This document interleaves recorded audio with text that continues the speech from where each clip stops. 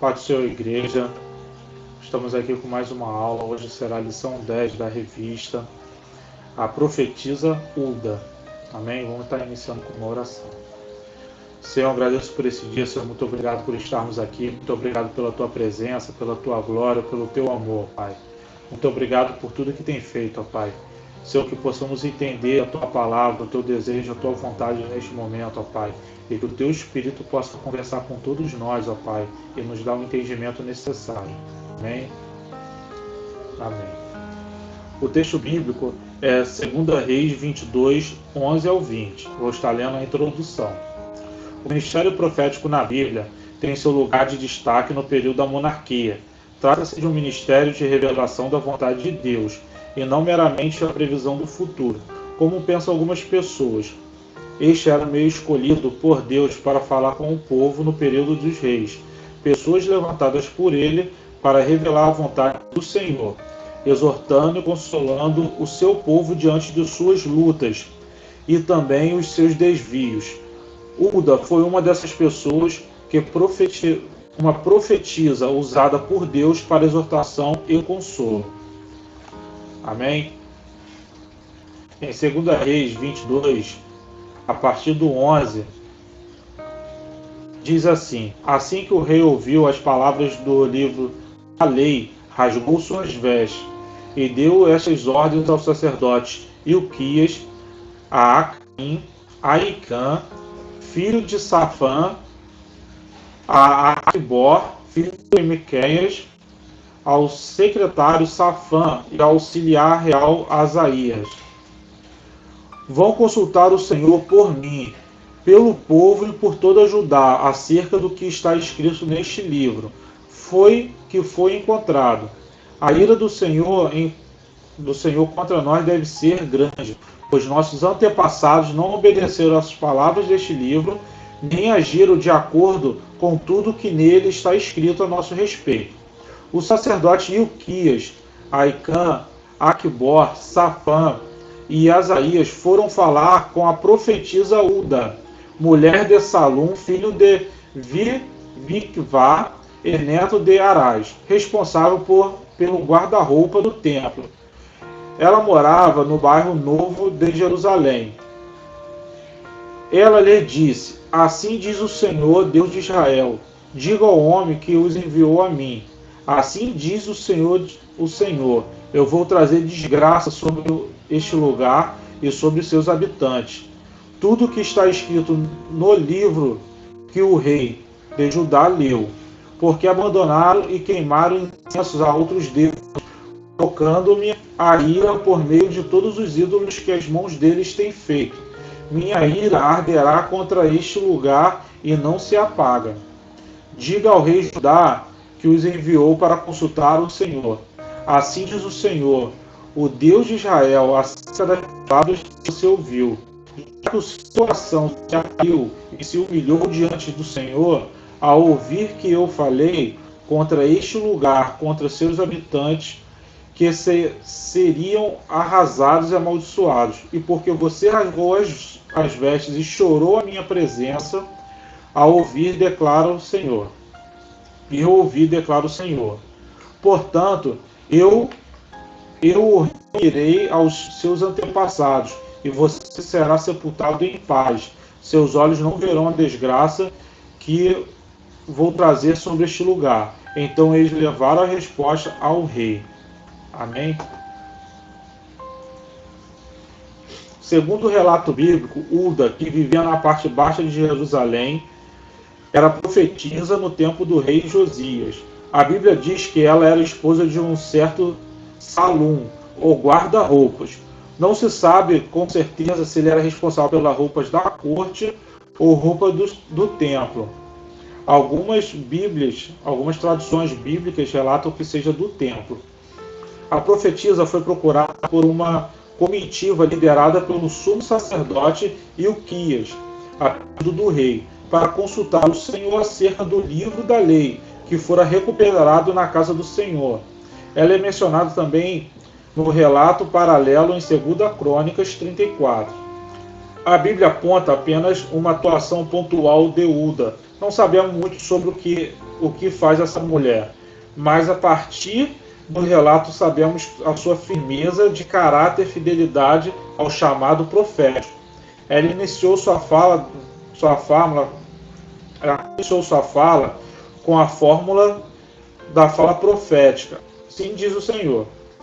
O que pode apontar para o fato de que não seria a primeira vez que ela falava em nome de Deus. Sua mensagem teve 2 destinatários e o conteúdo era de juízo.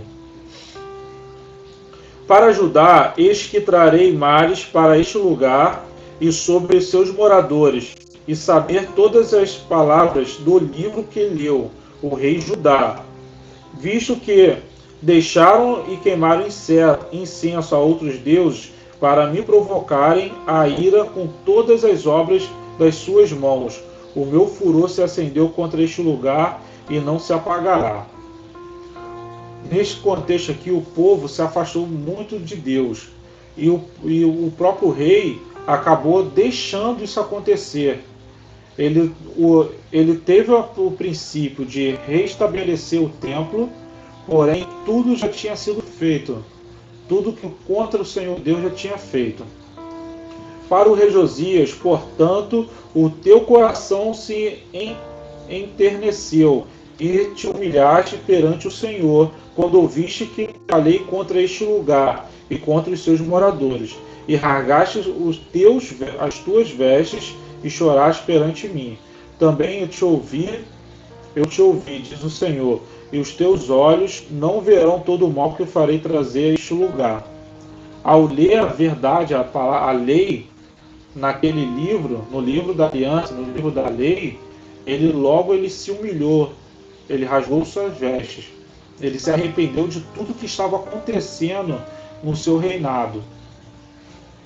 Nota-se a mensagem profética de Hulda, o caráter do juízo do Senhor, que retribuirá cada um segundo o seu procedimento. Romanos 2,6. Sua mensagem profética se une à mensagem de Jeremias, seu contemporâneo apontado e cuidado do Senhor, ao advertir o povo de diferentes maneiras. Acompanhando a história pela leitura bíblica, vemos que a profecia se cumpriu na vida do povo, quando Nabucodonosor destruiu Jerusalém e levou o restante do povo cativo à Babilônia. Está em 2 Crônicas 36, do 15 ao 21. E na vida do rei Josias, quando este enfrentou Faraó Neco, o rei do Egito, em Megido, 2 Reis 20 e 19. Hulda atuou no tempo em que a palavra das mulheres tinha pouco espaço para ser dita e ouvida. O fato dela ter sido usada por Deus nesse tempo mostra que o Senhor não faz acepção de pessoas. Independente do ambiente, dos padrões culturais, ele levanta quem quer no tempo que deseja, desde que encontre um coração sincero para com ele. Amém? Nesse contexto aqui, não adianta a gente falar, a mulher não vai ser usada, a criança não vai ser usada. Deus não vai fazer acepção, desde que a gente esteja preparado para que Deus nos use. Amém? Com conhecimento da Bíblia, com leitura da Bíblia e estando disposto à vontade dele. Amém? Então, Hulda, ela estava preparada. Quando eles foram até ela já pôde falar em nome do Senhor. Hulda não fez uma previsão do futuro. Ela profetizou o que Deus informou a ela, o que Deus iria fazer. Não era algo aleatório, era o que Deus já tinha ministrado no coração dela. Viver esse ministério profético é estar preparado sempre para ser usado por Deus, porque Deus vai enviar aqueles para ouvir a sua voz. Deus fala conosco de diversas maneiras, no nosso íntimo. Deus fala conosco através da palavra dele, através da Bíblia. Deus fala conosco através do Espírito Santo, movendo o nosso íntimo. E Deus também fala conosco com voz audível nos nossos ouvidos. Também através dos profetas.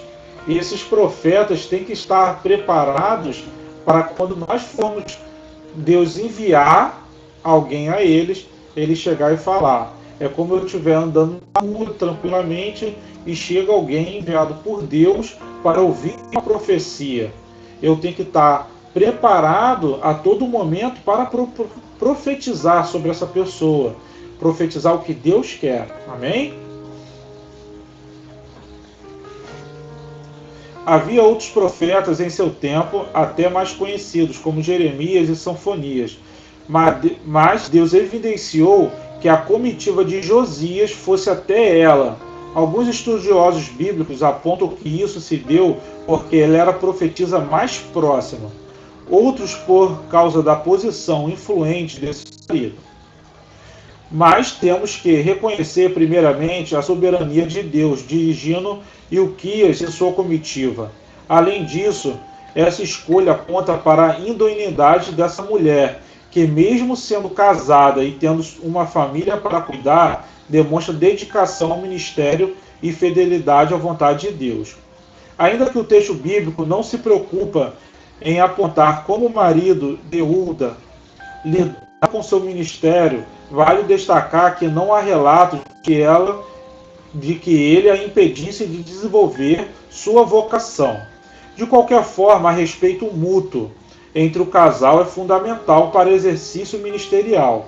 Bom é trabalhar na seara do Senhor em conjunto, cada cônjuge desenvolvendo seu chamado e respeitando um ao outro, sendo ajudador, companheiro e intercessor, não havendo inveja, provocação ou gerando impedimento no crescimento espiritual e missionário do companheiro.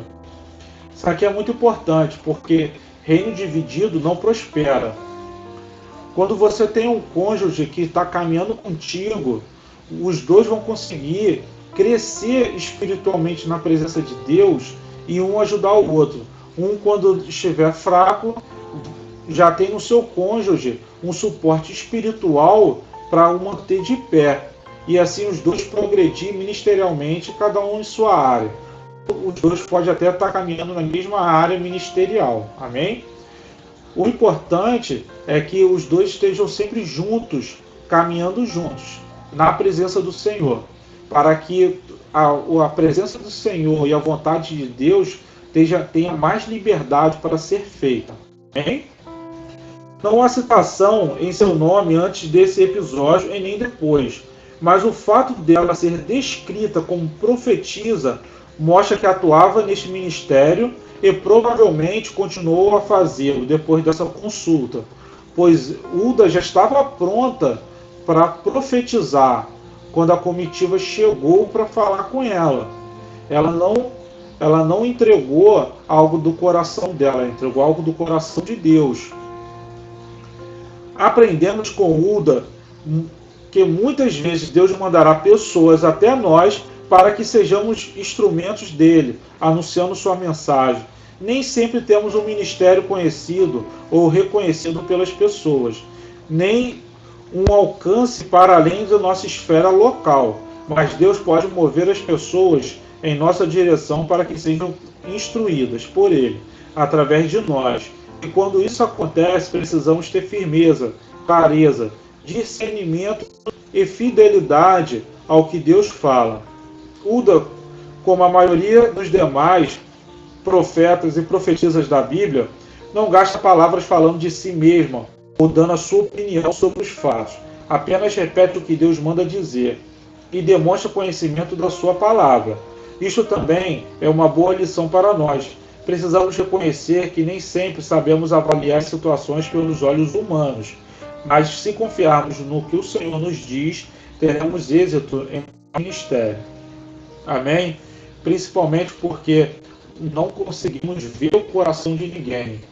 Então, às vezes, se eu falar alguma coisa para vocês, eu posso até vocês acharem bonito, achar lindo, mas para eu acertar o coração de vocês exatamente no que vocês precisam, eu tenho que disponibilizar a mim para que Deus fale através de mim. Eu não posso simplesmente falar no que eu acho, mas eu tenho que deixar Deus me usar para falar o que Ele quer diretamente no coração de vocês. Josias mandou consultar o Senhor porque tinha um coração sincero e queria fazer a vontade de Deus. Seu povo não era tão sincero. E Deus deixa isso claro na sua mensagem de Ulda. Sua mensagem, ainda que aparentemente dura, gera no rei uma reação positiva na direção do Senhor, uma postura de quebrantamento e renovação de aliança. Precisamos anunciar a mensagem do Senhor sobre a perspectiva de gerar arrependimento, conserto e aliança. A semelhança da mensagem de Jesus com nossas palavras, que devem ser sinceras e realistas, não devem ter o objetivo de afastar as pessoas de Deus, mas precisam ser acompanhadas de oração para que gerem arrependimento, pois servimos a um Senhor, e que não veio simplesmente julgar o mundo, veio para salvá-lo porque ama as pessoas. João 3, 16, 17. O ministério profético, como sabemos, não é um caminho para prever o futuro, mas trata de denunciar as injustiças, anunciar a palavra do Senhor, seus juízos e caminhos. Ainda que hoje Deus nos chama para anunciar o evangelho da paz, mas também para admoestar o seu povo com amor, honestidade, fidelidade à palavra. Amém? Uma coisa que eu gosto muito é que Deus é pai. E como todo pai, ele também puxa a orelha. O pai, às vezes, ele puxa mais a orelha do filho do que o abençoa, certo? Então, cabe também ao profeta estar preparado para dar uma palavra dura para o povo de Deus. E nós, como povo de Deus, temos que estar preparado para receber essa palavra dura e adorar o Senhor, porque o Senhor se importa.